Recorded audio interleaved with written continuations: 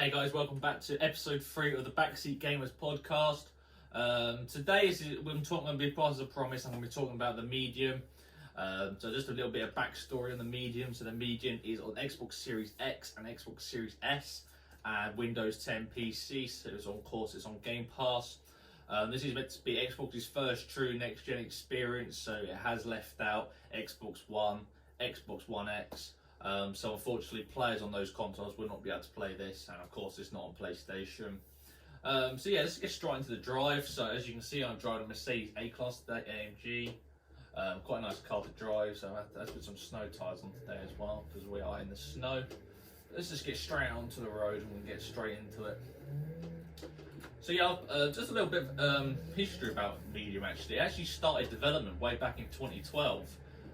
The team obviously had like rough sketches of what they wanted to do with like the two sort of worlds sort of playing at the same time, and it was actually designed to be on PS3, Xbox 360 and the Wii U, which I thought was really interesting. I'm not too sure, I don't know if it was Xbox's acquisition of the studio that made them end up not making it for them platforms. Obviously that was 2 generations ago, so I ain't too sure what happened about that in the story, but yeah, just a bit of inside knowledge for you there. But anyway, my time with the Medium, I've spent about 6 to 8 hours. So I've been playing it since Thursday, and I've had a really good time with it. Actually, it's a nice change of pace. It's best way to describe the game is if you're probably going to put like something like Silent Hill mixed with a bit of Murdered Soul Suspect, because it's like that mystery sort of horror type game. It's not like me personally, I don't like horror games, so I didn't really think it was going to be something I'd enjoy, but it turns out it's actually not that scary at all. There's like a very, very odd jump scare, but there was nothing horrifying about it really. So if that was maybe something that was troubling you, maybe you didn't want to play it because it might be scary or not, I wouldn't count it as a horror. To me, it's more of a thriller. With different twists and turns in the story. It's not meant to be something that's going to scare you a lot. It's obviously a slow-paced sort of story-driven game. So no combat really as such. There is like a blocking mechanism or gameplay mechanic that you can use, but there's literally no combat in the game. So it's not like something you're going to be sweating over or struggling to complete. It's a really easy game, and yeah, you just get to sit back, really navigate the world, and learn about different characters' stories and everything. Really, so the world is set in Poland, so it's actually this Niwa Hotel Resort. I believe it is a real place as well. So if you actually went to Poland, I think it was in Warsaw, they actually have this massive hotel which you actually can stay at in real life, and it's based on that place. Which I think is really cool. I don't personally, for me, I felt like they could have done somewhere a bit more interesting just because the game is quite different. But I think it was cool that they used the real life place. That's always nice. So it's cool that you can actually just go there and actually have a look around yourself. But it is set. So the game is set after World War II. I think roughly around like the 1980s, I believe. And there's obviously references to World War II and that, and like people used to stay here after World War II as a resort. And I thought that was really interesting, and I'll get into the Medium side of it, but I do personally think the story with the Medium could have been really interested in World War II, where you sort of relive like the battlefields and that, and you sort of going around seeing all these spirits of war. I think that could have been a really cool story, so maybe that'd be something that they may do one day, I don't know, but I think that would be really cool, something interesting to explore. And that obviously some game's not really done that before, and I think that would be really unique. But yeah, as the Medium, so obviously you're probably thinking, what's the whole 2 screens? So with the Medium, you play as Marianne, and you're in the real world, so obviously you're not dead or anything. But as a Medium, like in real life, they can sort of like see the dead and like talk to the dead, interact with them. So that's why you have like these 2 sort of like universes. So you have the real world, and then you have like, you know, like the afterlife or whatever you want to call it. So that's why you sort of walk around in that, so you can see all these like demons or these ghosts and whatnot, and you can obviously talk to them and such. And obviously back then, if obviously mediums now seem to be, even though it's not like you either believe it or you don't, but they seem a bit more normal as such. Back then, it was obviously seen as like a superpower that you can talk to all these spirits and that. It's like your gift. You're gifted. Not many people have this. So that's why back then it was obviously this strange thing people couldn't really understand. So obviously I don't want to spoil any spoilers because the game is new, so I can't really talk about much of the story. I can't respond it. So basically, sort of these two worlds, they've made it so you play together in both worlds. So your character on screen will move left, right, or wherever you move them, and it'll replicate on both screens. Is that impressive though? I personally didn't think so. I thought it was just like split screen.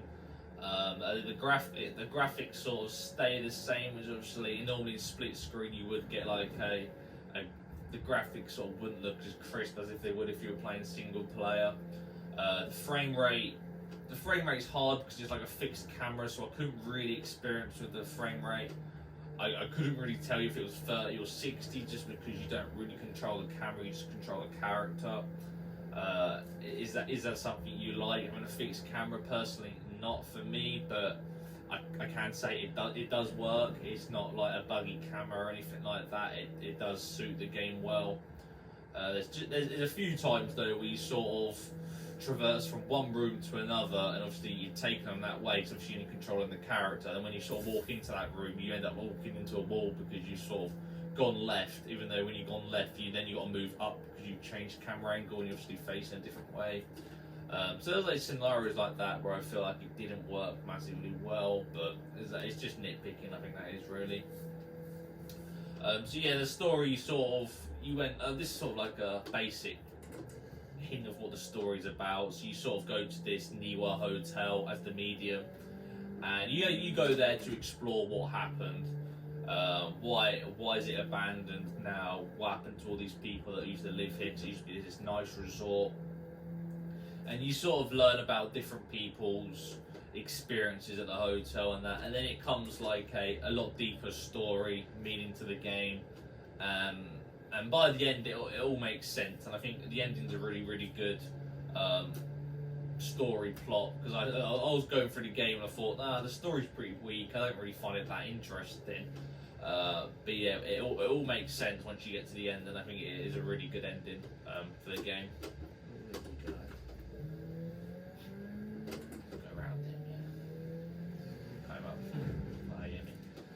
But so yeah, I think the story. I personally give the story a 7 out of 10. I believe that I've never been a fan of going around the world having to pick collectibles up to read more into the lore of the world. Because there's a lot of reading to do in the games, and I'm not a massive fan of having to read things in game. It just feels like it slows it down even more when you got to keep stopping, looking at something, and giving it a read just to learn more about the world. They have like holographic things you can see where you can see like characters, like past memories interacting with each other and such, which is nice. But it'd be nice if there's like a way to show off in the world the lore of the place without having to always read something. I'm not too sure maybe what you could do for that. I don't know if you could somehow show it in the world more without not having to read it, but I think that would be something that would be quite cool, because you see that in a lot of games now, like The Division, I can't think of games off the top of my head, Cyberpunk, another game, but there's all these little dialogues you listen to and you read and such, and it explains the world, but it doesn't explain it the most interesting way. Bear in mind that this game did have, I think the coolest collectible was these postcards where you got to see what the resort looked like back in its day when it was obviously being used, and that, and obviously looked like a really pretty resort, and you'd go stay at with your family and such. But yeah, that was obviously one criticism of the game that I didn't quite enjoy. That's obviously just my personal opinion. I'm sure there's people around that probably do enjoy reading and learning more of the world that way. So yeah, moving on to like the whole, is it a next gen game? I personally don't think it is. I ain't too sure why it wasn't put on to Xbox One.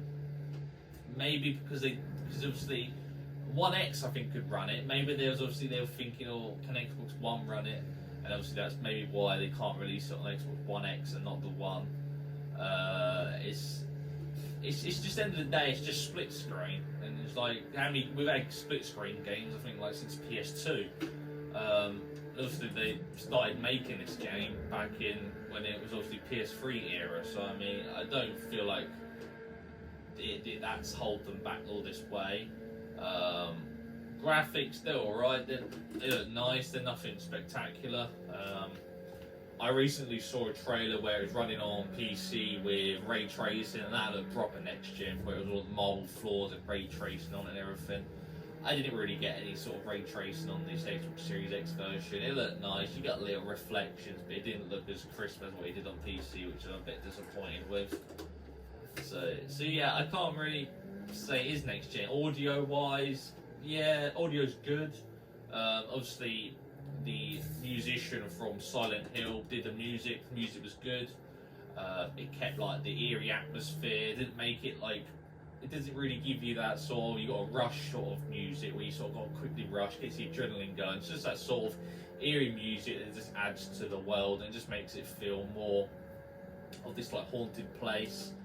It was meant to have like some special audio where you could sort of, there's like spatial audio in that. It didn't really. I played games that I think are better. So like Rainbow Six Siege, I thought has better 3D spatial audio personally. So I didn't think that was that next gen. So yeah, that's sort of the next gen features of the game.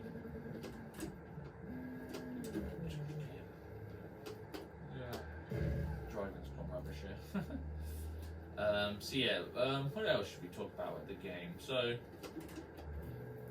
what is it? I think it's about £37 on the store. £37, 6 to 8 hours. It's either it's quite a risk. It's definitely one of those things where you may as well just get Game Pass, like $8.99 or whatever it's at now, and just play it on Game Pass. Cause I don't think it's worth about £40 for a 6 to 8 hour game. I thought it was going to be a bit more pushing the 15-hour mark at least, since it is like this big Xbox exclusive. But yeah, it is really short, and it was quite surprising I did actually complete it in that amount of time. And it's obviously one of those genres where it's not going to be for everybody. Maybe it's one of those things where you're going to play a few hours, then you're going to go do something else, and you keep coming back to it. I think that's quite obviously quick resume as well, which is obviously an excellent feature I love to use on Xbox. You just hop between games and keep coming back to it. But yeah, I never felt the game got repetitive or anything like that. You have like different segments in the game that sort of there's just nice pacing to it, where like you'll have like the odd puzzle to do, simple puzzles. Nothing in that game was complicated whatsoever. So yeah, you have these little puzzles to do. Then you sort of explore in the world, or how do I get through here? And you go around, you look for like a certain tool that might be able to cut something open. I won't explain what that is. And then you obviously navigate through there and that. And I think that was pretty cool. It just added to the pace of the game where you weren't constantly walking around. There's a little bit of thinking to do, which is nice. But one thing I was shocked actually, because obviously when you do play as the two worlds, I thought when I watched it from the trailers and how they explained the world, I thought the whole game was going to be like that. But it turns out that it's only segments of the game where this happens. Because obviously it's something Marianne can't control. It's just something that happens, she says. So, well, it'll just like all of a sudden the screen will just like split like that, and yeah, you'll turn into where you can see like the afterlife and such. And so yeah, it was surprisingly it wasn't a thing we actually use it, or you can control it in game. So it was just a thing that popped up. How many times I can't really tell. It wasn't as much as I thought it would be. Let's just put it that way. There was a lot more scenarios where you'd be in the real world, or maybe it would flick to the afterlife, where the whole screen would be like that, and you'd play it like that. So you'd either be one or the other. But when it was like split screen, you could like come out of your body, and that would leave your real life body standing where you left it, and then you would like with the Afterworld body or Marianne version of you can go around and explore and then go back to your body. So obviously that would be another way where it's like puzzles and you have to leave the body to go for a certain entrance. In the real world is blocked, but in the afterlife is open, so you can go through like that and to go solve something in that way. So yeah, that was I was surprised that they didn't keep it like that. So that's why I'm sort of giving the game a 7 out of 10 really, because this wasn't next gen, and I feel like they promised it to be a little bit more than what I thought it was going to be. I personally did think that the world would have been a lot more secrets and things to find within the world. But yeah, I felt the world was pretty bland in that sense. But I mean, there's just not really a lot to talk about the game. It's just one of those things where it's like, yeah, it's a nice experience, but is it something I'm going to talk about in like a year's time? Probably not. It's nothing where it's going to be like, oh, you need to go check this game out. It's just like you have Game Pass for example. Oh, where am I going? You have Game Pass for example, and it's just another game on there to play. I wouldn't say it was AAA. It was definitely, I'd say it's probably AA. It's nothing like groundbreaking or anything like that. And it's worth noting as well, it's not a disc copy, so you can't actually buy a disc copy of the game, which I found was quite odd. I don't know if that's because of the pandemic and they'll eventually release a disc copy, or it'll be one of those things where it's like a rare disc to find, and obviously it's quite hard to get in like normal stores like Tesco Game and such. So yeah, I found that odd, so obviously you do have to get it on the store. Have Xbox done that, do you think, so they don't have to give a certain amount of their income to places like Game and such?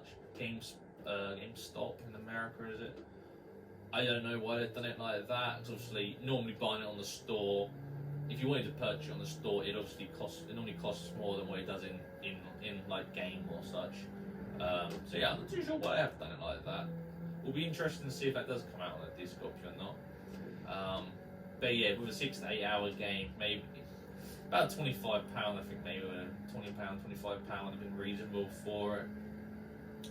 But then again, it's one of their first big projects at Blooper, so it'd be really exciting to see what else they can do. And I think it was really cool that at the end of the credits, they basically asked you, obviously they put all this time for you for this game, as obviously the player is sort of in the middle of everything they do at Microsoft, Xbox. So they actually ask you to review the game, and I think it was really cool. And it just shows that the developers actually care about what their fans think, and they want to really improve on whatever else they make. And I think that was a really nice touch from them. And it'd be nice if more developers did that, because obviously you get a lot of developers that seem to just don't really care about their fan base as such. You could even say Cyberpunk, even though I like their game, they just sort of lied to their fans of what to expect, especially on console. Was that a corporation thing? Probably, but at the end of the day, it still comes under CD Projekt Red. So obviously the company name takes a hit on that. But yeah, I think that's pretty much it with my experience with the medium. I think it's worth playing if you're into these story, thrillers, interactive sort of games. Yeah, Murdered Soul Suspect is something that is pretty similar to more and Silent Hill. Personally, I've never actually played Silent Hill. It's not really something I'm massively into, and obviously they've never done a new version of it. I think the last one was on PS3, Silent Hill Downpour, I believe it was. So obviously people did say it was like that. I think I meant to actually rumours of a new Silent Hill game coming out at some point. It'd be interesting to see if that happens. It's worth checking that out if it does. Yeah, I think that's pretty much it for my medium review. I hope you guys enjoyed the video.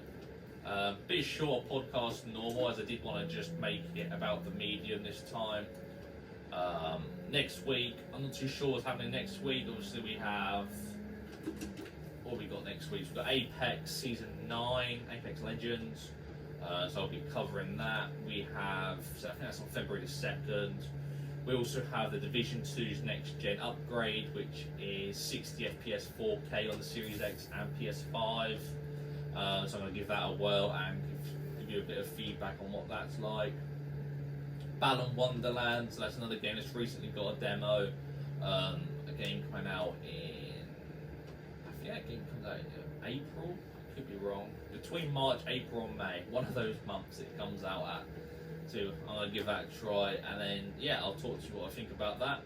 And then Phoenix Rising, Immortals Phoenix Rising from Ubisoft also has a demo, so if you're sort of not too sure what to play this week, there's another demo on the store. And I think that game's actually got a really good review, so it might be worth checking that out.